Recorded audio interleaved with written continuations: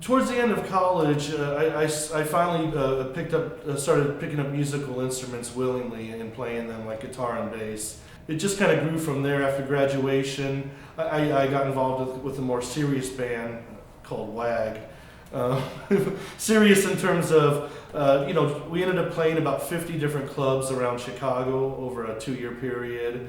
I played about 120 gigs total, but that really kind of drew me into the business of music, and that's when I really first started exploring starting companies in order to achieve the goals that we had set forth as a band. My band first was wanting to self-release its own music. We formed a record label, and I very quickly found out that a lot of our friends' bands were in the same situation, and so we basically started a record label together and found a lot of other bands had the exact same need.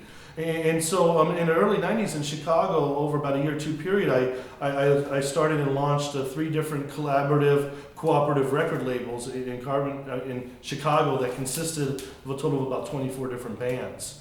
And what we did was we pulled resources, had everyone working together. We had big work sessions and stuff, and we found that with pooling resources and creating that more extended network, that it was a lot easier to get everybody's needs met, especially on an economic and business level.